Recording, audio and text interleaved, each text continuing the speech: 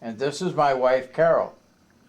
Well, my name is Wayne Anderson, and my wife's name is Pat, and it would have been nice, if she could have been here, but she has Alzheimer's disease, and she's in the nurses section over in the back end of the building. Okay. When were you born, Wayne? Where? When? When? March 10th, 1924. Where? Ionia, Michigan. Farm? Pardon? You lived on a farm? No. I was a city boy right from the word go. Okay. We came right through Alma on the way, or Ionia on the way up here today. Mm-hmm. Yep. Well, Wayne, tell us a little bit about what you remember before you went to grade school. Well, it didn't take long, did it? No. You must be kidding. You must be kidding. Okay. Where did you go to grade school? Ionia, Michigan, in a school called Emerson School. It was old then, but it's still there and it's still standing in Ionia. Emerson. Emerson, okay. Great. Elementary. No, remember any of the teachers' names? My sister's names? Teacher. Teacher. Oh, no. Wait a minute. Sixth grade teacher was Mrs. Hodgkins. See? Ha ha ha. Mean lady. That's why you remember her. Yeah, right, you bet. Well, Wayne, what did your mother and father do? Well, my mother was a housemaid. She was, Dad worked all the time and brought home the bacon. Mother stayed home, and boy, did I have a young life. Can I ramble a minute? Absolutely. Okay. My mother, when she married my father, was working as a commercial baker. So I spent all of my young life living with cream puffs, donuts, Hard life. Tough life. cookies, cake. All right. That was torture. And I used to come home from school. I was in junior high by then. I used to come home from school about 3 o'clock in the afternoon. And she always had a loaf of bread, bacon in the oven. And she'd pull that out and she'd cut me a slice about that thick of that bread. And then she'd spread on homemade strawberry jam. That was my lunch when I got home from school. Now, don't that just make your mouth water? Sure does. You bet. Yes, sir. Did you go to junior high in Ionia also? Yes, I did. The W.B. Lincoln School, which is no longer there. It was old when I went there. Yeah. Well, so were you. Yeah, so yeah, it was old when I went there, but it stayed up for another few years, but they finally decided to smash it. And they built Ionia built a new combination school, senior and junior high school together. Okay. You see, W.B. Lincoln School was a junior high school. We don't have those anymore. That's right. But it was a junior high school, 7th and 8th grades, and then we went to senior for 9th, 10th, 11th, 12th. So where did you go to senior high school? Senior high school, Ionia. Ionia? Yeah, I was lucky. The old one was gone by the time I got into the 12th grade, 11th grade. I had a brand new school. All right. Did you play any sports? No, none. No sports? I was a 30-pound or 130-pound weakling. Okay. Did They you... would. The guys wouldn't even pick me to be on their baseball team during recess. Okay. Okay. Yeah. So how about music? Did you play any instruments? No, I did not. What the heck did you do? Huh? I just went to school and I wasn't happy about that. Okay. What year did you graduate from high school? What year? 1941. 1942. Okay. Do you remember Pearl Harbor? Very clearly. Where were you? Sitting home in front of the radio when we had a nice big old RCA about that big, and my younger brother and myself used to sit down in front of it and listen right there by the speaker, Yeah. you know. And I was sitting there when that blast came through. That the Japs Okay. had attacked in Pearl Harbor. Did that radio have a cat's eye on it? What? A cat's eye? You remember those? Yeah, I do. How about that? I hadn't thought that in years and years and years. Yes, the tuning eye. Yes. Yeah. Yeah. And when it went like this, Yes, it was it right did. there on the station. Yes, it did. Yeah. Yeah. RCA. Did you ever hear any of the speeches that Adolf Hitler made in the 30s? No, No, never heard any of those. I don't remember Yeah. those. Okay. I did. I was younger than you. Yeah. My dad used to go out in the garage, take the battery out of the car, hook it to the radio for us to listen to the radio. Really? I had one of those 3-dial Atwater Kent's radio, but that was private. We had a good RCA radio. It was an RF side type, but it was. I was going to mention something about that. My brother thought that my family, my older brother, who is dead now, thought that the family and with the kids and everybody, brothers and sisters, we ought to have a good radio. So he went downtown in Ionia. He went to a radio shop and he bought a console model, sliding doors that open up to the dials and so on. Real fancy, right? Yeah. But here, get this. This was in 1930. He bought it, and he paid $129 Oh for my it. goodness. And, It was a good one. And in the back of that radio was a bag, and in that bag was 2 output tubes to replace the ones if they went bad. You know, like this? Yeah. With 2 output tubes, and every one of his payment receipts is there. Oh, yeah. Now that radio, I sent that down here about 10 years ago for them to use here for the old folks and what have you. And it got put in. You remember the radio museum? Have you been here long enough? No, don't they have a radio museum here in town? There, no, right in the building here. Oh, okay. Up on the 3rd floor, there was a radio museum. No longer there anymore. They needed that for a classroom, so they took the radio and along with a truckload of all the instruments and everything that were up there, because it was an electronics shop. Yeah. Besides having all these antique radios up there, they took them all and stacked them all up and took them to a warehouse somewhere. I never saw them again. Oh. Isn't that sad? I'd like to have mine back. Yeah. That old RCA. But, It'd probably still work. pardon? Probably still got the new tubes right on the back. Yes. Yes.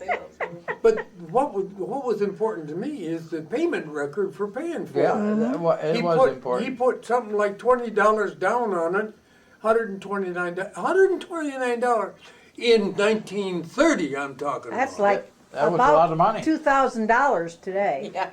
Oh yeah, it would be close Yes. to that today. Well, back then a Ford car cost $495. Oh my. So God. think about it. Oh, So the radio at 129 was expensive. Yeah, we made, was it 50 cents an hour? If you I were- thought we was doing good. Yeah. Yeah. There was several old Atwater cans. I had an Atwater can operated on 32 cycle instead of 60. Yeah. And it had 3 dials on it so that you could adjust the transformers. And when I moved down here, I gave it to the Historical Society in Cadillac. That radio is sitting up there in the museum. Good. Now, Wayne, tell us after you graduated from high school, what did you do? At the time I was in high school, I worked for 3 years for a Rexall drugstore in Ionia. And one day, my buddy of mine came in. He said, I just got a job and you might be interested. And I said, where's that? And he said, down at the factory. They're making Army tarpaulins. They'd go back over the trucks, you know. They make Army I said, what do you get paid? He says, right now I'm getting $33 a week. I was being paid $5 a week. And I said, $33 a week. So I turned and I said, boss, I quit. And I went and got me a job down there at the factory. Making those big tarps and Jeep seats. We made Jeep seats. All for the service. All for the service. And so, how did you get into the service? I was drafted. What did the letter say? The letter said, your friends and neighbors have chosen you. They were all the same. It didn't really. Greetings. Yes, absolutely. Didn't you ever see one of those cards? Yeah. Your friends and neighbors have chosen you. Please report. I don't remember the rest of it. That's what I remember so far. So where did you go for your induction, Wayne? Camp Custard. In Battle Creek. Down near Battle Creek. Near Battle Creek. Camp Custer. I was there for, a short 3 weeks. Mm-hmm. Now, Wayne, had you traveled much before then? No. Tell me, as you arrived at Camp Custer, what your first impression was. Scared to death. There you go. Like today, huh? Scared to death. I didn't know what I was going to do. I didn't know where I was going to go. I didn't know whether I'd have a place to sleep or not. And it just, the whole thing was terribly, terribly confused. How old was you? Pardon? How old was you when you got in? 18. Yeah. I saw my 19th birthday in the Army. So as you stayed at Camp Custer, what did you do for those 3 weeks? a pre-basic training. Getting me accustomed to the Army, getting me accustomed to getting the meals when they called for it, getting me accustomed to trying to get to sleep at night instead of worrying about it. Do you have any problem waking up in the morning? No. No. You know, may I digress a moment? Yes. Yeah, there was a fellow who was a tech sergeant, and he was discharged from the Army. This is true. I don't know where and I don't know when, but he was discharged from the Army. And when he got himself a home and he got himself a place to sleep, he hired a fellow. You got it already, see? He hired a fellow to come into his bedroom and blow reveille on the damn trumpet to wake him up in the morning just so he could say, go to hell.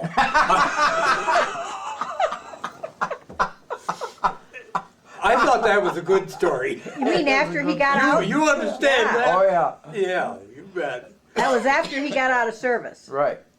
I was Yes. in the service at the time, but I was only at Custer. I didn't stay at Custer long, maybe 3 weeks. I didn't stay at Custer long, maybe 3 weeks. And they So where did you go then? Jefferson Barracks, Missouri, the hellhole of the nation. Okay. And what did you do? Oh, that was basic training. Oh man, they wiped us out. Gee, how come that isn't Jack Daniels? It's kind of sad, isn't If it? it was Jack Daniels, I'd have a room.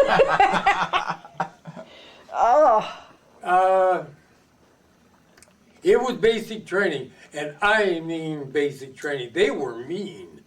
Those guys had gone through the same thing in the beginning, and so they were taking out their anger on us kids. You know, and the old story about crawling on your belly underneath the wires with a machine gun over the top. Oh yes, Yeah. oh yes.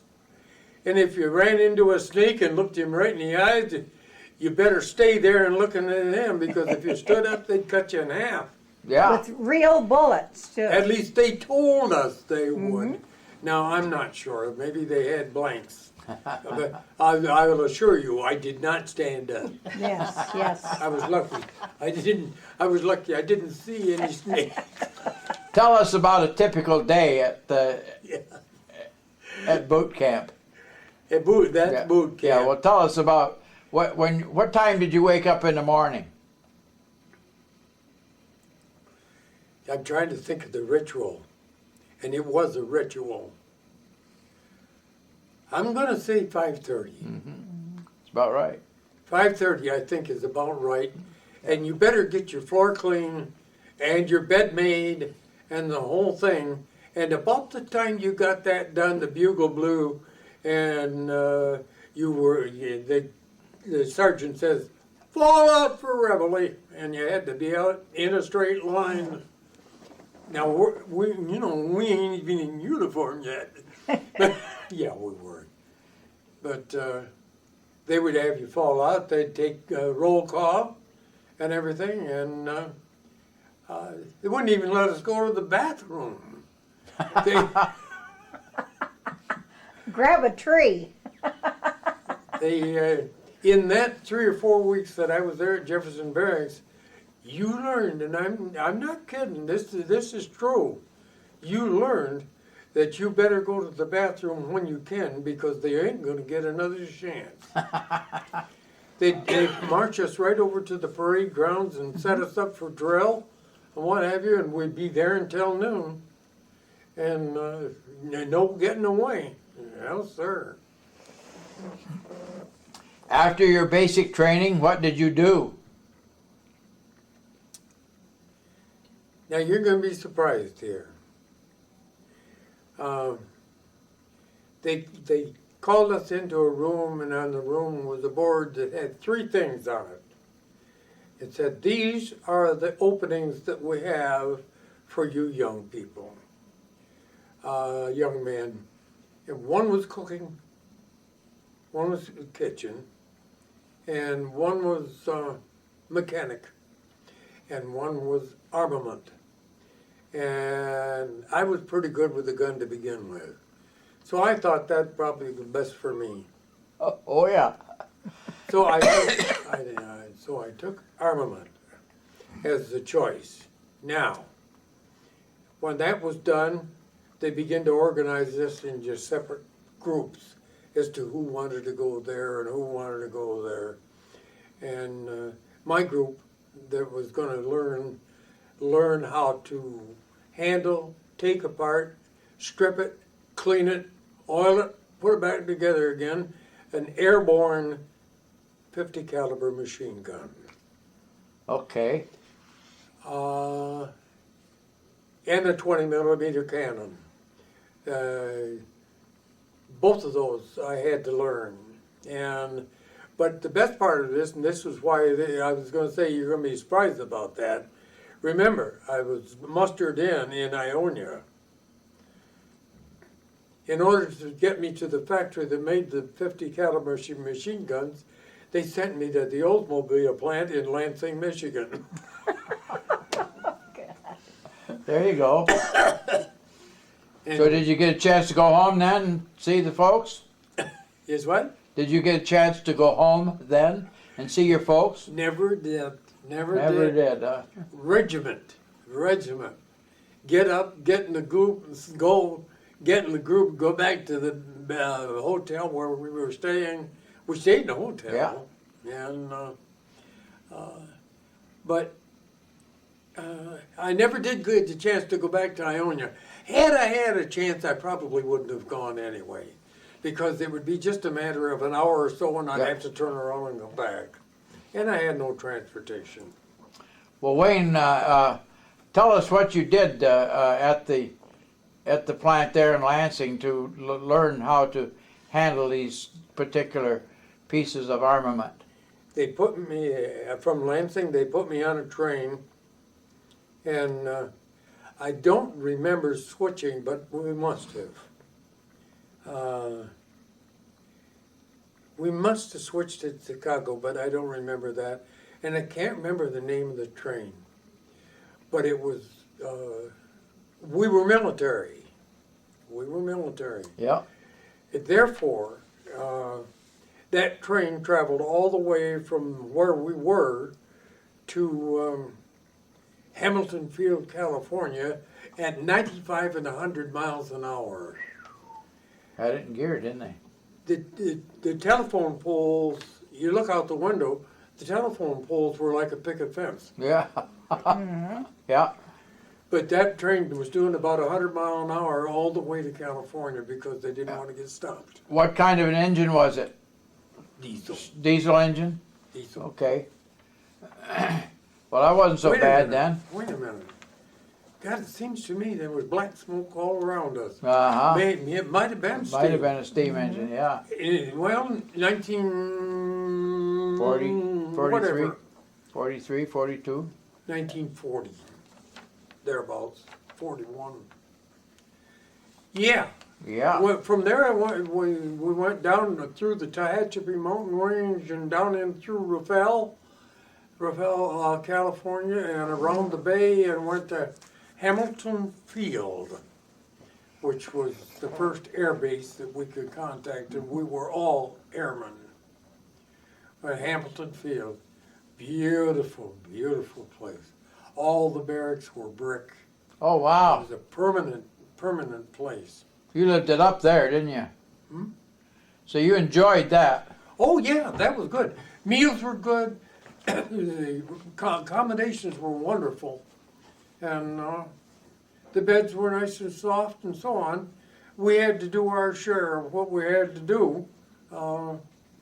We took turns with a big polisher to polish the floors, and the work that had to be done, clean the bathrooms and so on and so forth. But I was there for about 3 weeks, and Seems like that 3 weeks is kind of a standard in your life. we called it a Repel depot. Yeah. Okay. A replacement depot. And from there, the Hamilton Field, they put us on a GI truck, 2.5 ton, and took us to Marchfield.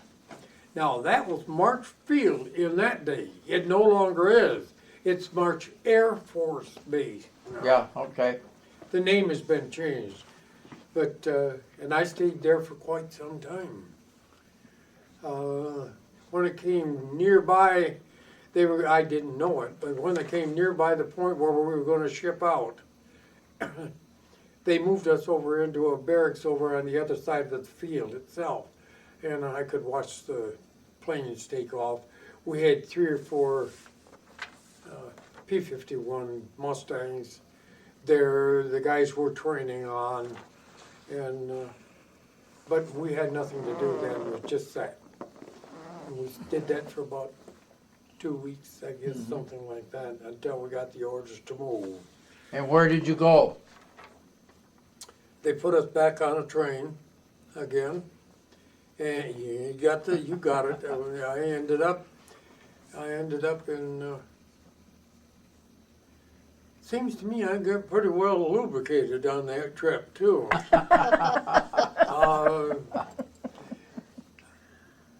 think we did that in Kansas City. They stopped in Kansas City. We all jumped out and Give bought you a a bottle. break long enough to get out and get a bottle, huh? Yeah, and I ended up that time in Boston. There's a camp up there, a military camp up there at Boston. I ended up in that camp as a Repel depot. And that's a replacement depot. Yeah. And yeah, you following all this? And this is interesting. I hadn't thought about a lot of this in a long Right. time. So But, as you got in Boston and was there, how long did you stay there? there was nothing to do. They didn't give us anything to do, and we just sat around, and we had some of our equipment with us, so I used my bayonet to practice throwing it at a tree. I spent some time at that and what have you, but there really wasn't anything to do. We were just sitting and waiting for assignment. Mm-hmm. And where did you go? Well, now here's the story. Okay. Here's the story. Am I taking too long? No. I like to digress on the thing. We got 10 hours of tape. I got, I got what? How much film you got in that thing? 10 hours. Oh, gee whiz. I got to tell the story this way. They picked us up in a truck by truck, GI truck, and they took us down to New York City. And in New York City, they got us off the truck and they marched us into a big, it must have been a warehouse. I really don't know, but it was all steel and brick. And they marched us up a long hallway, and we made a column left march. We turned left and went down a long hallway, all steel, everything. And they finally called us halt to stop. And we did, and they had us turn to face the commander. And he said, "Gentlemen, you recognize where you are?" We all said, no, we're just following orders. He said, "Well, you're on your way to England, and you're on the Queen Elizabeth." Really? I don't know when we passed from that warehouse building onto the ship, but it was all steel walk. And I didn't know, covered. nobody knew when I went on. But it was the Queen Elizabeth. We had 1,200 troops, and all the way across on the water. Mind you, this is wartime. You bet it was. And all the way across, that Queen Elizabeth travels alone because it travels faster than any other ship on the ocean at that time. So the Queen Elizabeth, you could turn around and look off the stern, and you could see our wake. Yeah. Okay, you was doing a Scared. zigzag pattern, yes. Scared to death of German submarines. Yes. And What was the weather like? What was the weather like? really, it was beautiful. It was quite hot, really. Okay. Quite hot. Did you get seasick? Pardon? Did you get seasick? Oh no. One day I had a bit of a problem. I got a little queasy, and I remembered what somebody told me, so I went down to the kitchen, and I got, from one of the cooks, I got a bag of popcorn. And I went back and found the dead center of the boat, sat down, leaned up on the deck, and leaned up against the wall, and ate half of that popcorn. No seasickness anymore. All right. Incidentally, that's a good medicine. It'll stop that queasiness, you know. Never heard And I of was it. just fine and never had another, the Queen Elizabeth didn't rock. It was a big ship. Big. Yeah. It had a very slow like this, you know, up in the front, right in the bow. And that was all. Didn't, from the promenade deck, 75 feet to water. Mm-hmm. It's that big. That's a museum, I think, in California now. I think you're right. Yeah. I think you're right. It's still, it's not in use anymore. No, No, it's made into a museum. It's parked down there somewhere. Yeah. And incidentally, if you take the local paper, or it was on TV, it showed a picture of a bunch of ships that are rusting away down on the south side. You remember seeing those? Well, in amongst those ships, they were all what they called Kaiser 900s. Yes. You remember? Yes. Good for you. They do. And They were all Kaiser 900, and mine was Captain, with General Callan, Callan. And that's the ships we all came Yeah. back on from there. Yeah. So as you got to England, what did you do? That's a good question, too. Yeah. I was, of course, they dropped me right off, and I went directly to the air base. Mm-hmm. And that air base, if you want to look it up on the map, was at a little tiny town called King's Cliff. King's Cliff. Okay. You got to mark that down now because I'm going to change to another one later. Okay. And What year was that, Wayne? it's got to be 42 because I was inducted at 41. In December of 41 is when I, December of 42. 42? Yep. December 42. You know, I just found that out today, and I swear, I've been telling everybody I was in the Army on December of 41. It was 42. 42. So it Okay. was December 43 that you was in England. You arrived in England about December 43. I arrived in England in the summertime. Okay. I'm sorry about that. And I went over to King's Cliff. King's Cliff is the name of the town nearby, but that's the air base that I was assigned to. P-51 Mustangs. And incidentally, both of you people, there's the plane that won World War II. I don't care what. I thought it was Enola Gay. You want to get stomped on?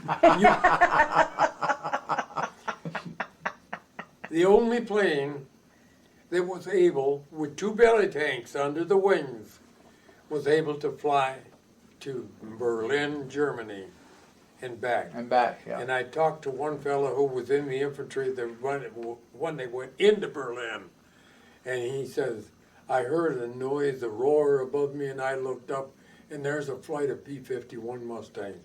I knew the war was over. That was a fantastic plane. There's never anyone like it. And it was designed, the first one was designed and built, I think, in 90 days. But then they built thousands of them, you know. Yes, they did. Wayne, as you stayed there at that Air Force base, how long did you stay there before you moved to the next one? For the length of my time in Europe. Okay. So you was at 2 years. King's Cliff all the time? In what? You were at King's Cliff Air Yeah. Base all Yeah. the time? Yeah. Yeah. Okay. Yeah. So where were you when Eisenhower started D-Day? I was right there at the base. June And- 6th. And we were everybody on that base. We put the P-51s out, and when the Mustangs would come back and land, we would patch up whatever the bullet holes they had and refuel them and put more machine gun bullets in them and so on and send them right back out. So we had a constant flight of P-51s over Normandy area. And another place a little further up that they thought the Germans might be coming in there Yes. too. And we just made a mess of them with the machine guns. But that was during the invasion. But our whole base worked 81 hours without any sleep and without just getting a sandwich here and there. Yeah. Somebody bring you something to eat. Getting them ready, getting them loaded, getting them out again, so that we could keep a blanket of P-51s over there. So what did you do on the P-51 or with the P-51? Was you a general mechanic or what did you do? I was a weapons mechanic. Weapons mechanic. So you Yeah. made sure the weapons were good, reinstalled them if they weren't, and that type of thing on those planes. Well, shall I tell them or shall I leave it at that? Tell Yeah, them. Tell them. Tell 'em. What the hell?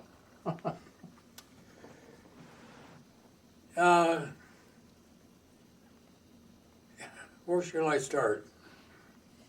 At the beginning. That's a good place. Yeah.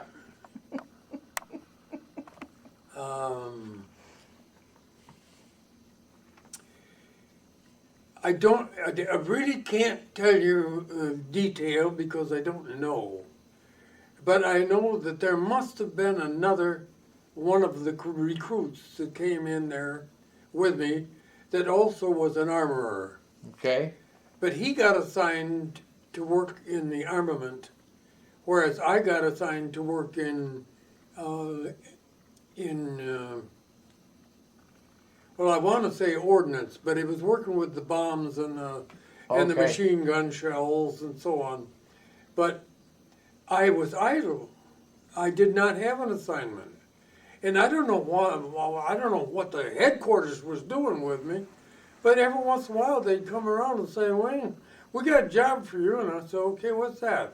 You know how to drive a 6x?" And I said, "I don't even know what a 6x is." So they took me down to the school, where they park all the trucks and whatever, and they gave me a course in jury mechanics in case you were driving a 6x out in the battlefield and all of a sudden it quit. You were supposed to know how to find what was wrong and get it run again to get it out of there. And so for a while, I was driving a 6x6. But I lucked out because that 6x6 turned out to be the truck in which I went and picked up all the pilots and brought them back to the airfield and dropped them off at their individual planes around the Oh, base. okay. I had Sure. a nice job. Yeah. I had a nice job. And not only that, but I used to know a cook up there that would sneak me into the officer's kitchen, the only place on the base you could get a fresh egg. And I used to get half a breakfast with fresh eggs from, they didn't know about it. I was waiting for them to load. The officers didn't know about it, but the officers had food that the enlisted men didn't. That's right. You didn't like those powdered eggs, huh? Pardon? You didn't like those powdered eggs? No, I didn't like those powdered eggs. I ate them. Mm-hmm. I ate them. Now here again, you say you got 10 hours? Mm-hmm. There you go. Here again, during pastime when I had time off base, I don't know why I started, but I went up through Sheffield up to Manchester. And I ran into a couple of young ladies up there, twins. And I got quite well acquainted with them. And so the weekends that I was able to get free, oh, shut up. The weekends that I was able to get free, I always went up to Manchester. Why? He liked Silly he liked the question. men up there. Well, they had a nice little pub up there. Bob, too. I knew he'd say that. Had a nice little pub up there too. But Could you tell the twins apart? Could you tell the twins apart? no. I used to wonder which one I had when I took them out on a date. I never took both at the same time.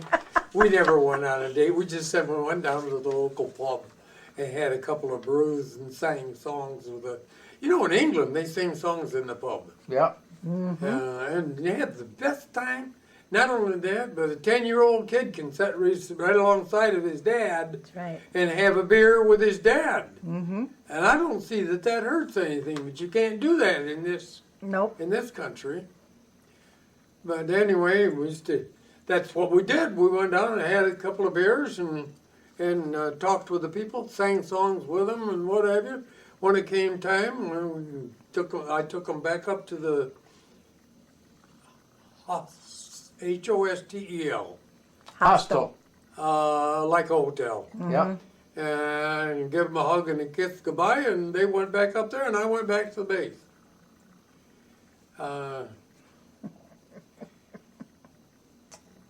I think I better drop it there.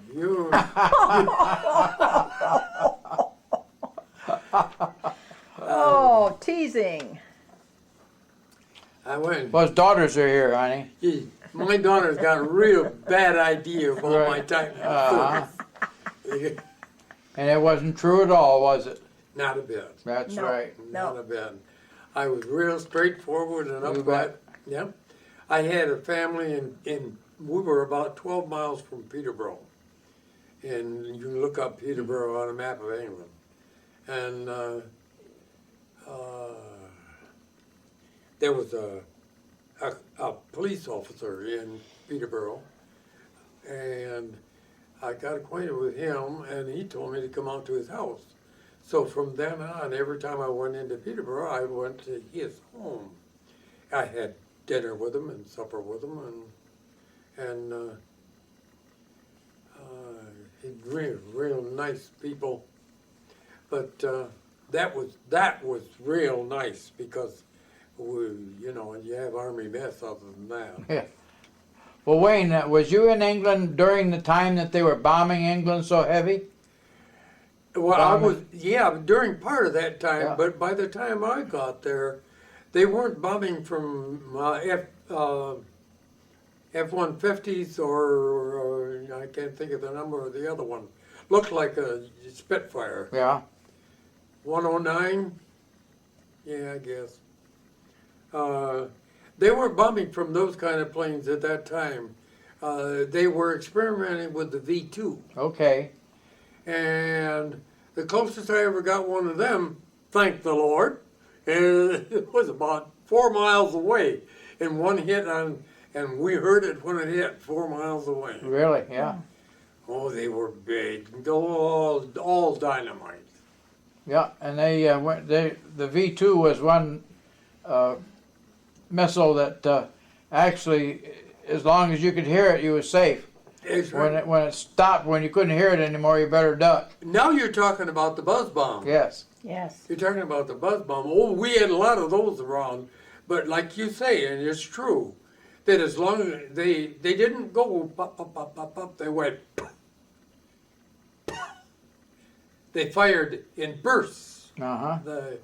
And as long as you could hear that pop, you were safe. But if that pop quit, you better start looking for a place to cover your head because it was coming down. That's the way they aimed them. Yeah. They aimed them with the amount of fuel that would carry them just that far and come down over England, wherever.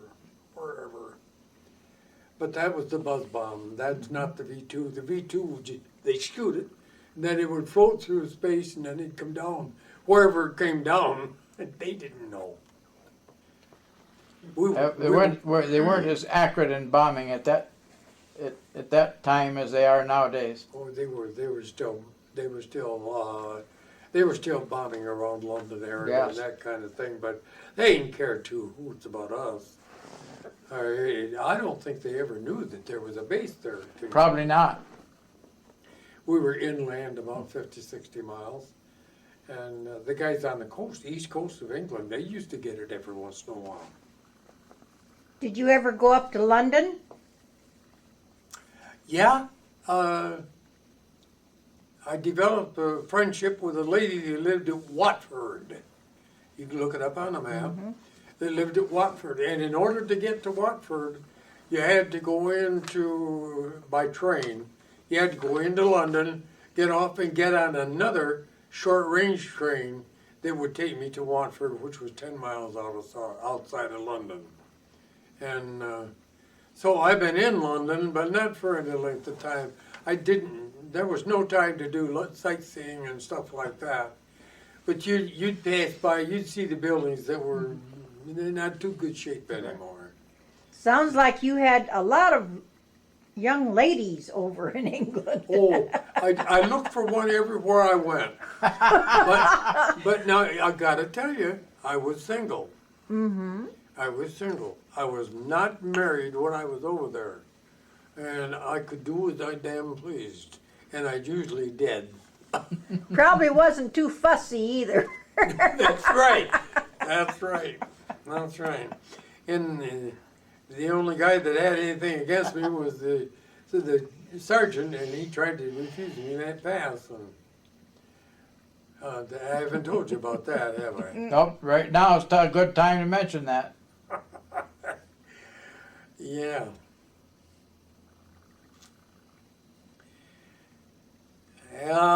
Where was I? He was gonna tell us about the sergeant that The pass. refused the passes once in a while. Okay. This is at the time of the Battle of the Bulge. Okay, The Germans just killing us. They really were. yes, The Americans were taking an awful beating over there. And the call came out because they didn't have any replacements anymore. The call came out they wanted 6 men out of every Air Force organization in the country of England. 6 men out of every base sent down to Southampton in England for infantry training, combat training, to be sent over to the Bulge. Well,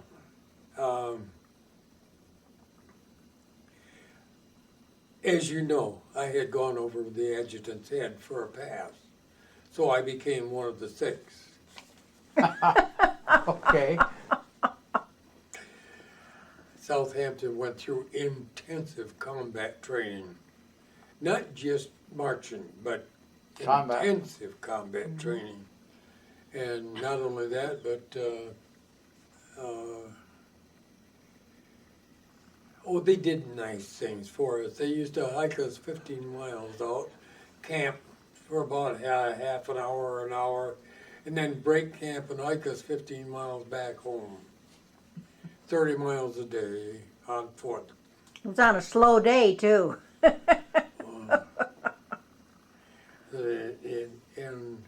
But when we finished that 6 weeks of combat training, we were in better shape than our sergeant. yes. He said, "Come on, boys, let's see how good you are. We got a nice big hill over here. Let's see who can get to the top first." Well, our whole platoon was standing at the top when the sergeant came up. We were tough. We were tough. You were in And physical condition then. Oh, yeah. And from there, when they turned me loose, I went from there to France. I went across the channel, went to France, and then from there I went up to Camp Chesterfield, which was about 30 miles outside of Paris. And I kicked myself, you don't know how many times. I had opportunities for a pass up there, never took them. I could have been in Paris every other day when I was up there. But you didn't. Never did, no. Well, by the time you got there, the Battle of the Bulge was probably over. I say, by the time you got at that camp, the battle was probably over. Pretty much, yeah, pretty much. And in fact, we never did get up there. We ended up turning around and going south. We went by Lyons. We stopped there for a while. Incidentally, and I'll speak at the lead for a minute, I had to find a bathroom. And so I went into the station there at Lyons. And you know what I found? I found an area about 8 feet across. It was poured in concrete on a slant. And you dropped your pants and held them up off the concrete and squatted down over the hole in the concrete.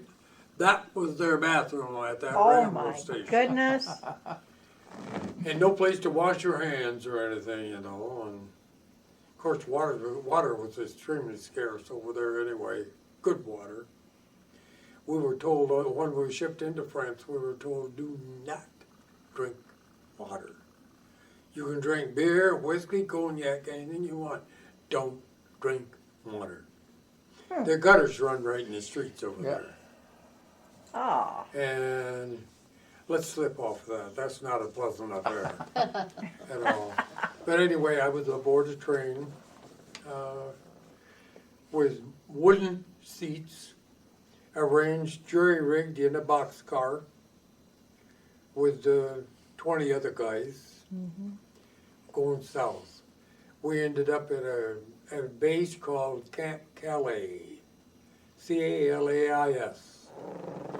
Camp Calais, down at Marseille. And we, the dinner table at that camp was a 2x12 nailed up between two trees. And you ate standing up. There was no chairs. You ate standing up and so on. But we were happy to get anything. It didn't matter how. What kind of food? Good army food. They had the cooks there. Oh. They had cooks there. They had a whole army there. That was a replacement depot, Marseille, France, right on the right on the Mediterranean, and at Camp Calais. And I was there when the war ended. Okay.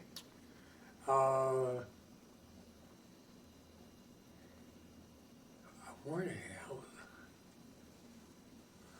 I can't remember where I was, but I stood for something to do. They gave me 3 weeks detached service, and I spent that in France at a machine gun guard on a German POW camp. Oh, wow. And I used to stand, the tower on the corner, and I had it with the machine gun available, and watch the Germans down there taking a shower in ice cold water. Oh, there. There's no water heater down there. It wasn't anything for them. And I'm going to address you for a minute. Okay. Dinner. The Germans, we would feed the Germans. They'd come out of their camp and they'd go through the mess line just the way we did too. But the only utensil they would give them was a tablespoon. They wouldn't let them have a knife or a fork because they could hurt each other or kill one of us. Yeah. So, and they had guards there all the time.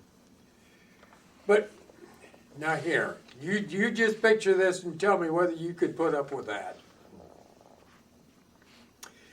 You know the pail that kids use on the beach? Sure. Fill it up with sand and what have you?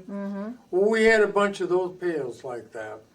And the Germans would take, that was the Germans' dinner. Plate. We'd start down the table, and they would put whatever was in the front in the bucket. Then they'd put the mashed potatoes in. Then they'd put the meat in. And then they'd put the pie in, and they'd put the other thing in. All in that bucket, and the Germans would eat it with a tablespoon. Yeah. That's all they were allowed.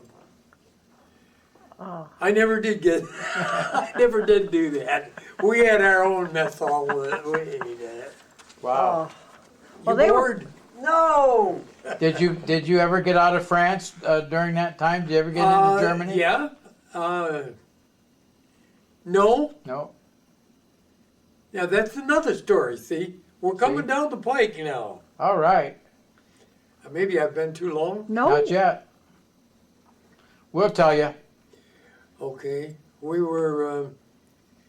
Like I say, I was at Camp Calais, Calais, in France, outside of what was the town I was just talking about? Marseille, The big city, Marseille. Marseille. Right on top of a hill at Marseille port. And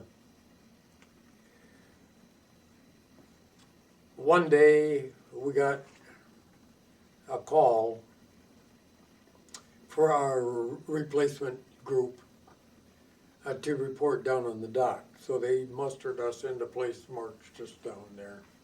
We got on the dock and they said, well, say goodbye to France because you're going to board that ship. But in the meantime, they had taken all of our clothing away from us and given us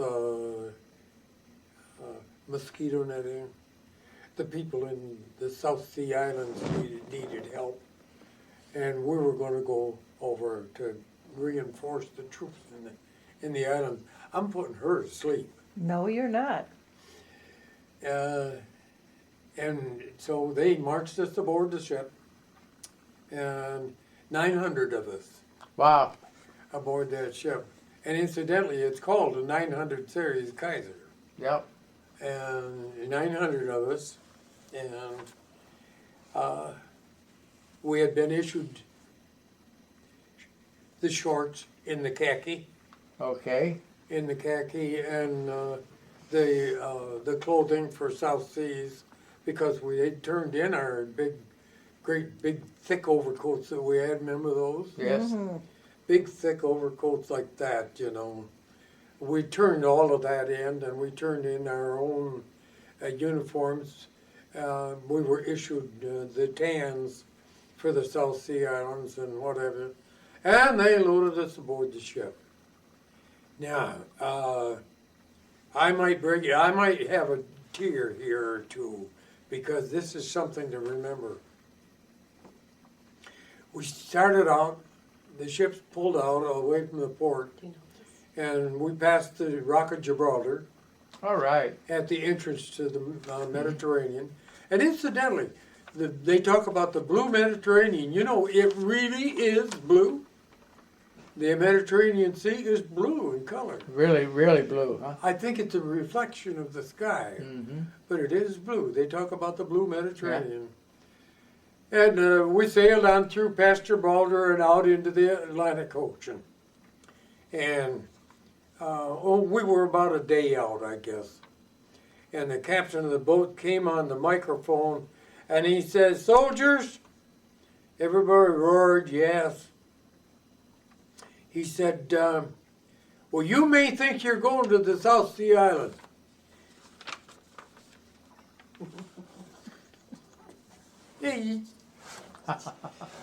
He said, "You're not, you're going to New York.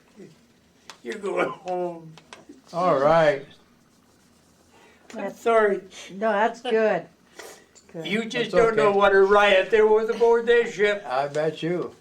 He wouldn't tell us and couldn't tell us until we were way out in the ocean, you In know. the ocean. We all thought we were going down to the South Sea Island. We're still in the service. Yep.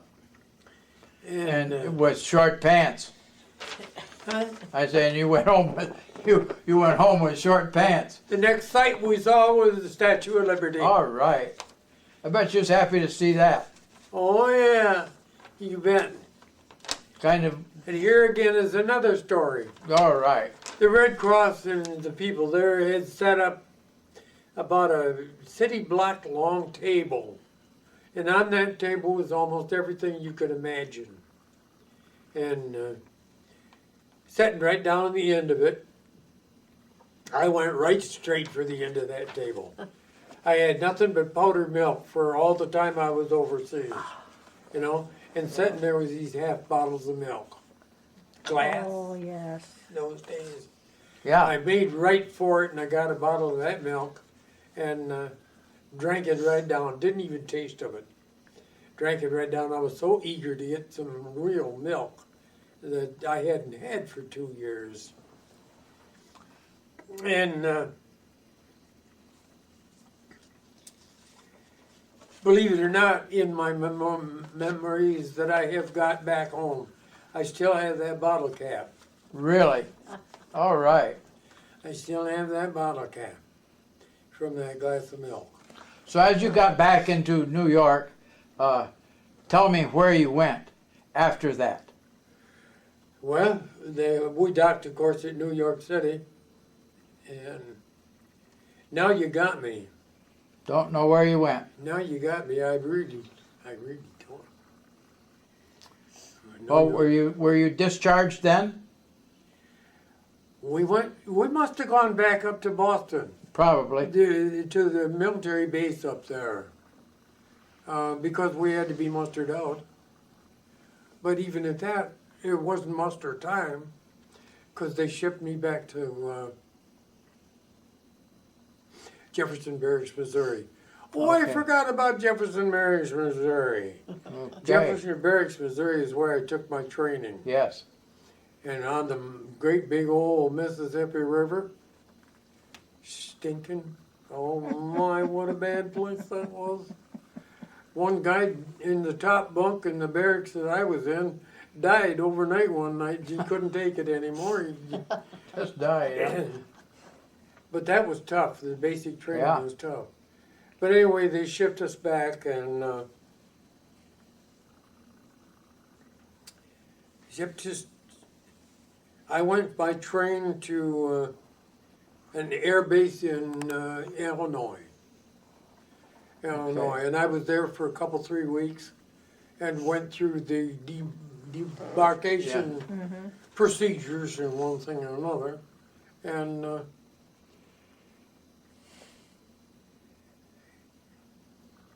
finally one day they called a group of us together and marched us over to a building over there.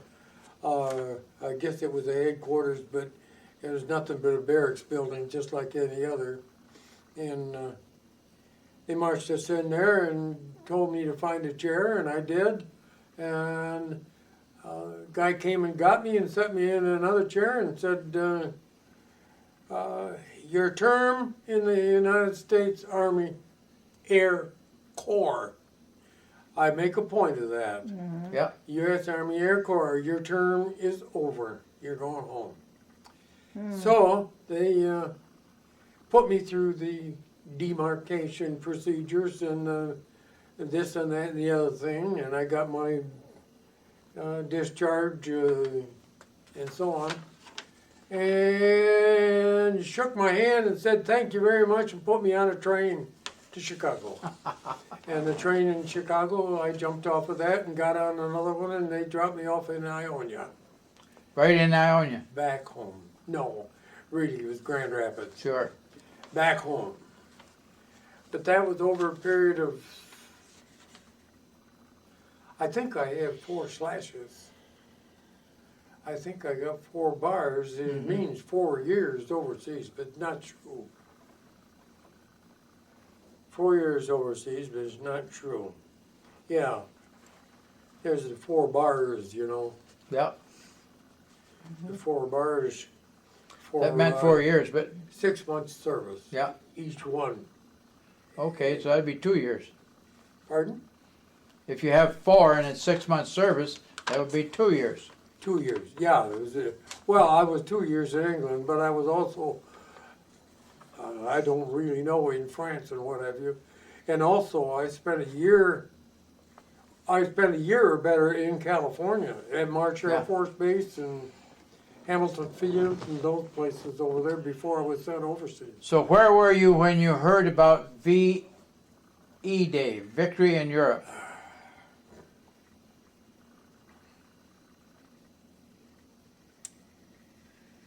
Boy, you make it tough.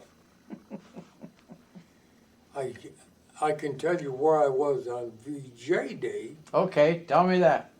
I was right there at Camp Calais, France, waiting for shipment to the South Seas. Okay. So you were I and must still have in been- France at VJ Day, and they told you about dropping the atomic bombs and so on in Japan. Yeah, Okay. yeah, but Because many of the fellows over there were very fearful that they were going to come home, go to California, and then go on over to the Asian front. yeah, well, that's the way they do things. That's you the know. way they did it. Yes, sir. And I don't remember a big celebration when they sent word back that the Germans had been whipped. Yeah. But I'll tell you, there was a celebration. I was in Camp Calais, Marseille, when the Germans gave up, when the atomic bombs were dropped. Yeah. And we heard about that, and we heard that the cities had been destroyed, Yeah. but we didn't know. Yeah. We didn't know. My God, I hope nobody ever uses one of those again. Was quite a devastating thing. Those 2 bombs stopped the war. Oh yes. The Germans said, "My God, how are you going to fight that?" And you must have seen the pictures. Hiroshima. A barren field. Yep. I don't think even the U.S. knew how powerful they were. I don't think they did either. No. Both of those cities wiped clean, Yeah. right to the ground. But So as you arrived back in Ionia, what did you do after you got out of the service? well, the first thing was somebody said somebody interviewed me, and I said, "Is the Ypsilanti Reed Furniture Company building still there?" "Yes." "Are you still making tarps for the Army?" "No." So I said, "Well, what's doing?" So I looked around for a while. Eventually, I went back to work for Ypsi Reed Furniture Company out on South Dexter Street. In Ionia. In Ionia. But they gave me 5220. Yep. Uh, Tell us what 5220 was. 5220 was because we had all been in 3 or 4 years. Oh, that's another thing I wanted to put on this tape. When we were discharged, well, you were in, weren't you? You were not in. When they sent us home, the government gave us what we called 5220. They gave us $20. I can't remember whether it was a week or a month. I think it was $20 a week for 52 weeks. That's right, 5220, and that was to get us reoriented back into civilian life. What was the question about on that? Heck, I don't know. I don't know either. What'd you do with the $20? Drinking. That's What what did he he- told me he did with it. You asked him what he did when he I'm got not back. going to put that on the tape. So. You're not? Okay. Sorry about that. Yeah. But, So when did you meet your wife? pardon? When did you meet your wife? I was back almost a year then. Money almost ran out, huh? No. I was discharged in 46, and this was 47. I had a buddy of mine, I had a little Studebaker coupe, and I had the engine redone on it, and boy, I had a sweet automobile. I really did. And we were driving down the main street in Ionia one day, and my buddy said, "There's the girl I'm going to marry." And he pointed at Pat. I didn't know Pat. I didn't know who it was. But after I took him home, I went down to see if she was downtown, and she was. So I picked her up and put her in my car, and that was the last of that. That was the last of that. She never saw a check again, and incidentally, something you would be more interested in than him. We sat there one night in my car, necking probably. I don't really remember now. Probably. But she said, "You know something? We seem to be really compatible." And I said, "Yes, we are. We really fit each other." And I said, "Well, you suppose we ought to get married?" And she said, "I think that's a good idea. Why don't we do that?" 6 weeks. 6 weeks. Why don't we do that? So I said, okay. So we drove up, was in Ionia. We drove up to Edmore, the county seat of where she was living at the time, picked up our marriage license and what have you, and stopped at the jeweler's and bought a couple of rings, run back down, and Saturday afternoon went down to the Church of Christ in Ionia, and he tied the knot. 6 weeks courtship, so You to knew. speak. You and- knew. We knew. Oh, yes, we You knew. knew. We knew that was it. And it's been, we just passed our 60th here a little while ago. Wow. And I try not to cry, but Yeah. Well, it's She- rather she can't- difficult. She can't talk. Isn't that She something? can't reason. She can't even listen right. You know, it's terribly discouraging. You bet. I understand. I go visit her, a couple of times a week maybe. Yeah. But there are weeks that I don't go for a week. But she doesn't know the difference. She doesn't know when I was there and when I wasn't. Yeah. My first wife won't talk to me either. They won't? No, Oh, she's dead. I see. Well,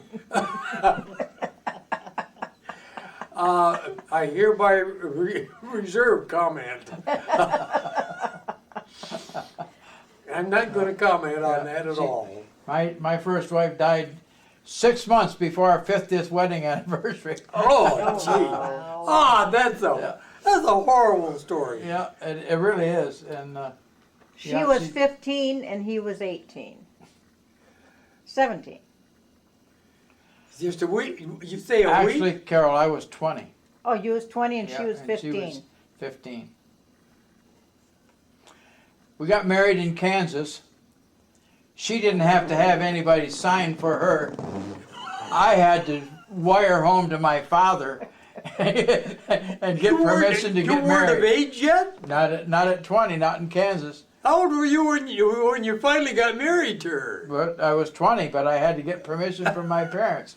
And she didn't. No, Oh, she boy. didn't. Not at 15. No, I was. A girl could get married in Kansas at 14. I was 23 and my wife was 20 Yeah. at the time when we got married. But it was that was a 6 weeks courtship. All we right. both knew that we had hit pay dirt. So Wayne, where did you work then? As you got married, what did you do and where did you work? Do we have to? Don't have to, no.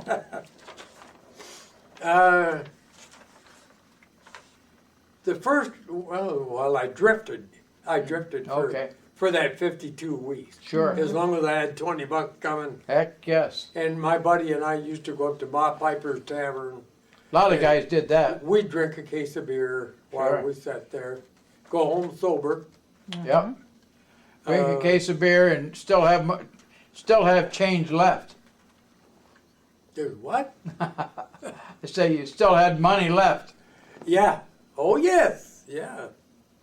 Yeah, it ain't like it is today. But what was your question originally? I don't know. Where he worked. Where did you work?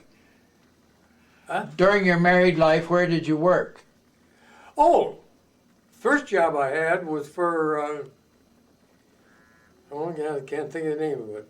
A factory in Grand Rapids, up on Broadway in Grand Rapids. And they were building Kaiser Fraser automobile bodies. Oh, Really? My goodness. Yes. How about that? Yeah. And, Well, that was the same guy that built that Kaiser 900 ship, you know.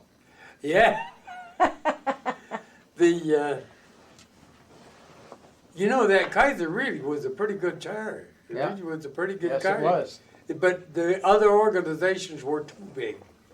Ford and Chevy, General Motors, they're just too big. Just beat him right down. They went the same way that the Jeep did. Yeah. You know, American Motors died because they were eaten alive.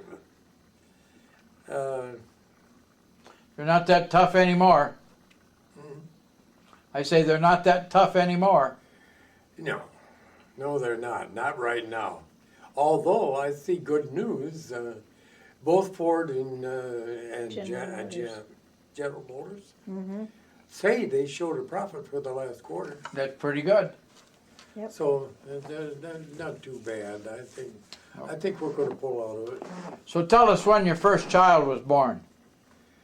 I worked in that factory, and I don't know whether you are, but I am absolutely against unions. Oh, yes. I don't want any part of a union. They rule your life. They tell you what to do, and so on. and they spoil things with the boss and right now the trouble with the automobile industry in the state of Michigan is because of the union. Yeah, That's right. But that's another story. a long one. I worked at the Hayes Manufacturing Company. I worked a punch press. Okay, One of those where yeah, a framework went up behind you, a cord went over and down and Yeah. Both hands. fastened to the punch, you know, so that if you tripped it by mistake, that cord would pull those hands right out from underneath Yep. that. And I worked there for 6 months, I guess, or so. And I had a fellow come up to me and he said, Mr. Anderson? And I said, yes, sir. He says, I got news for you. I got your application for union membership. I said, you got what? He says, I have your application with me for your membership in the union. I said, no, you got the wrong guy. And he said, no. He said, this is a closed shop. You will either join the union or you won't be working here. And I told him, that's fine. Show me where the main office was. And we got to the main office and I said, I want a terminal check. I'm leaving today and I'm never coming back. I quit my job. And that's how strong I felt about it at that time. And So- oh Lord, don't get me into that. I went from working in a drugstore to working in a factory, then in an automobile manufacturer. We're making rooftops. The whole roof of a sedan, Yeah, Oh, You know. wow. a station wagon.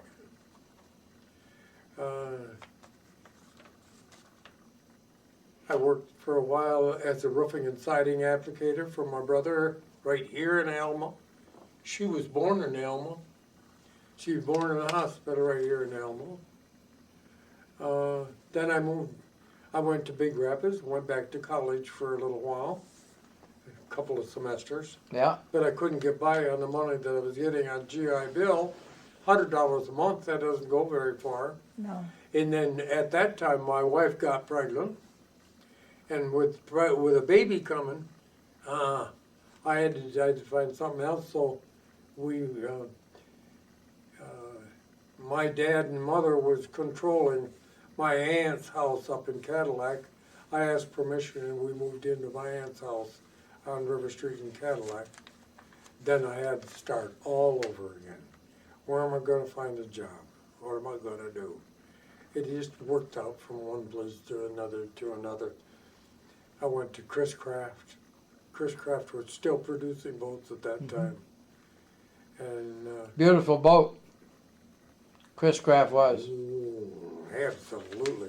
Especially with that latch tray, I guess it's called the dome from the front end back to the windshields. Yeah, It's all boards about that wide. yeah, Oh, he's just gorgeous. You know, up there, I'm going to digress. Up in Cadillac, every time we have a big production, we use the lakeshore for it. And several times now, we've had several people come up there in Chris Craft boats. all right. The old wooden boats, and they look like the day they come out of the factory. They are gorgeous. You'll see them when you watch John. What's the name of that guy that nobody can beat him, and he's out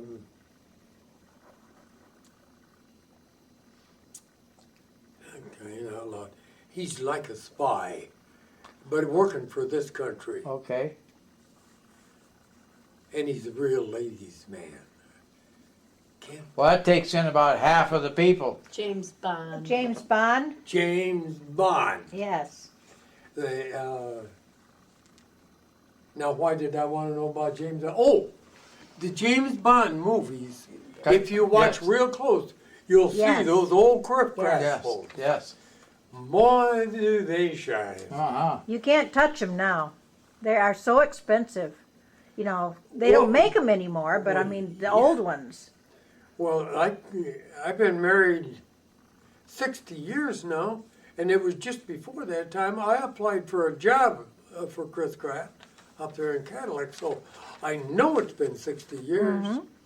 And I had a dual hernia here. And they asked me if there was anything wrong. And I said, well, I got a problem, but I can get a letter that absolves you any problem. He said, we got 24 guys all want a job coming in here we're going to interview. I don't have to take somebody who's got troubles that'll give me trouble Oh, later. boy. And he refused to hire me. That wasn't very nice, was it? But I went on. I found something else to do. Mm-hmm. But I was real upset about that. Yes. Incidentally, I still have them. We never fixed them. It didn't get We him never fixed. Huh? fixed them. I still have them. They don't bother me. I had screens put in. Do you know what I mean by Yep, absolutely. that? I had screens put in a number of years ago, and that solved the problem. So, Yep. and they don't bother me. They don't bother me at all. Don't even know they're there. I still got them. I'd like to write Chris Kraft a letter and tell him I still got them. Oh, hey, I was scared to death to come down here. You were. You people are jewels. You really are. If there's anybody in the world that could make me relax and make me do what I have done in the past hour, it's this guy right here. He has a way with him. Yes, He has yes. a way with him. You think Not only you think that, I got away with the men? You should see what I do with the women. You get a chance to talk for a change? Oh yeah. Oh, he talks. He talks. Well, Wayne, it's been really fun, and what we do is when we get home now, we'll make DVD copies of this and send them back to you. Oh, wonderful! One's all I need. Is that right? I think so. How many you gonna send me? Well, at least 2. At least 2. Sure. Well, that's a good idea because I don't have it right now. It's in storage, but I have all the equipment to duplicate. Oh, there you go. Now we're talking about a tape now. No. You're talking about a disc? Disc. Forget it. We can make. I don't have any. We can make the VHSs. Huh? Would We- you rather have VHS tapes? I haven't got any. I haven't got a disc player. I don't know. She does. We'll bring one, we'll bring one. She has one. She has one. There's one here. There's one Oh, here yeah, we can there's- use. There's more than that here. Yeah. They last for almost 100 years, where a tape only lasts maybe 10, 20 years. Can you tape it? Sure. Can you tape it?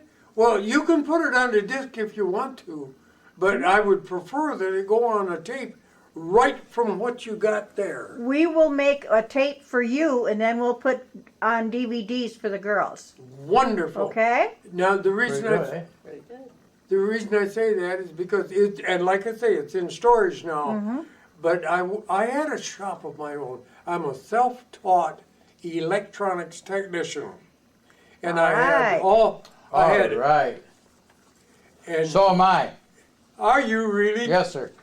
self-taught? Absolutely. All right. You still remember your basics? Sure. You do. Yes. Turn the damn knobs.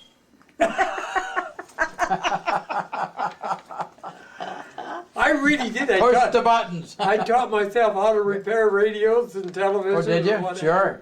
Now he's Right. into computers. Oh yeah.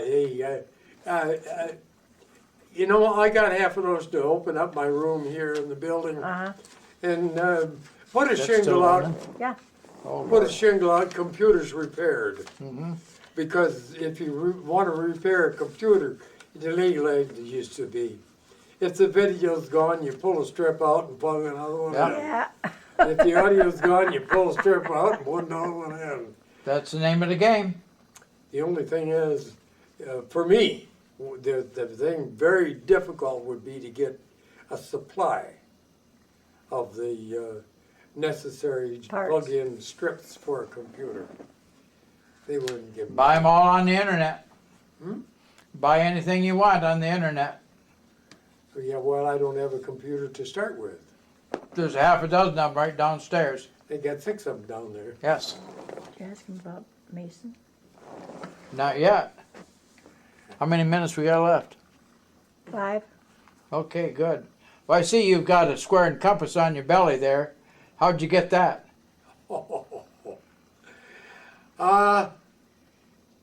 Really, it's not an exciting story. So where did you join? I was, Ionia, I suppose, huh? I can't, I really don't remember.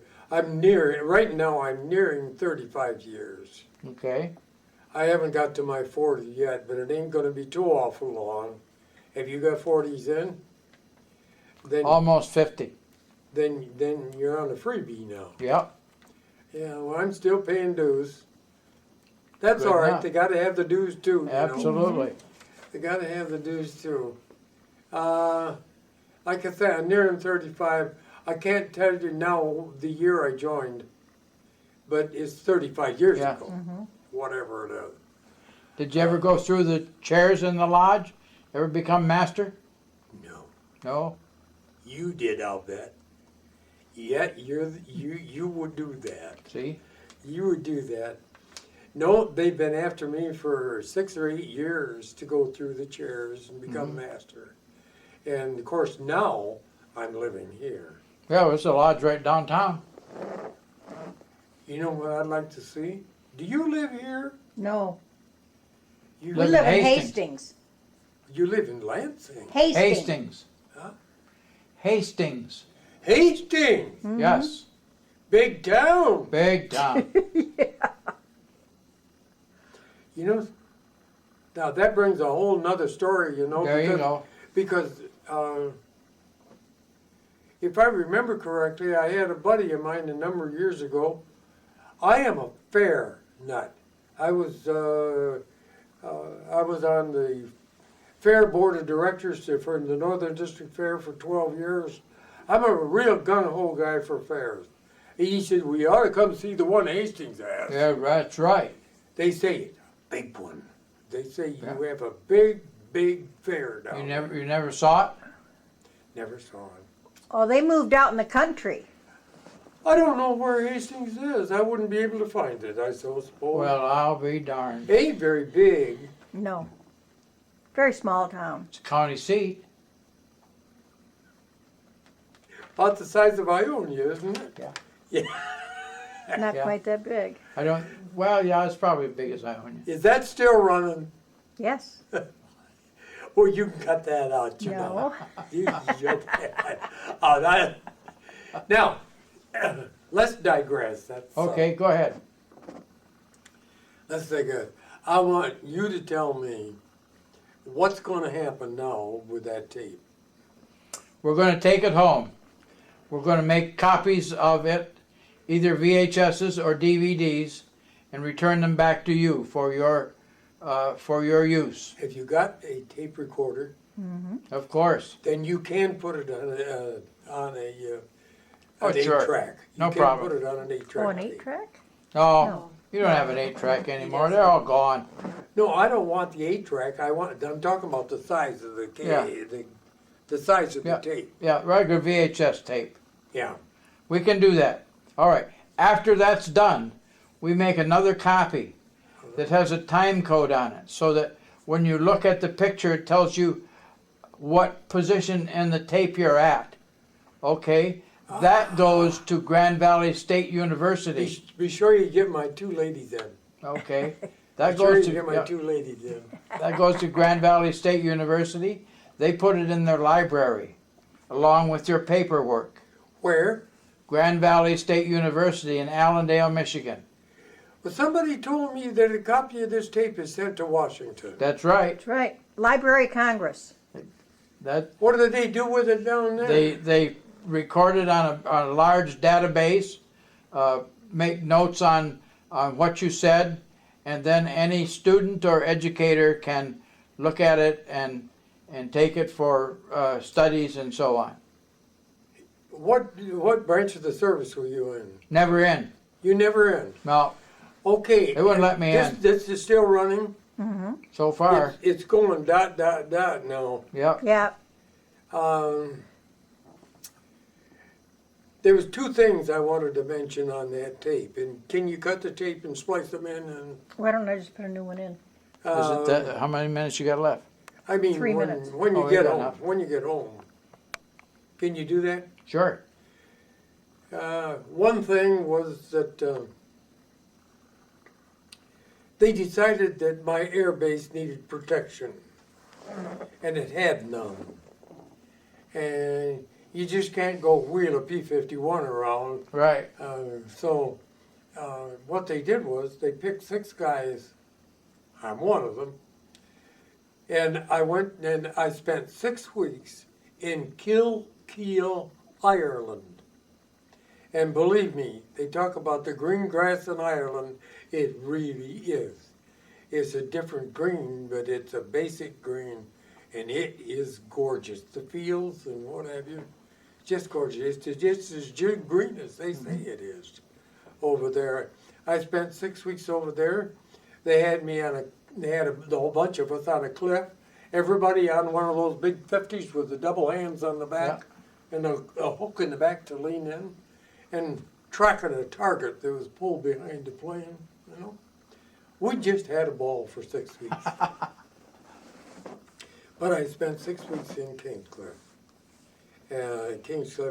Ireland. That's the only detached service I had. You got a problem? I'm scratching my knee. Oh. There was something else I wanted to fill in there too. I'd like to have that when we're talking about the different places that I was at in England, or before I went to France. And I wanted to cross the channel. You better put another one in. It was fun, but I was glad to get back to the base. I bet you were. Do you want me to put another And, one No. in? Okay. And immediately back to the base, they had brought in and set up 6 of those around the perimeter of the base.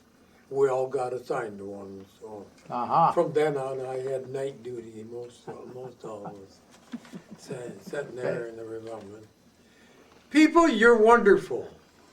Well, thank you. For a quarter, and she just buzzed it off with the clippers. There you go.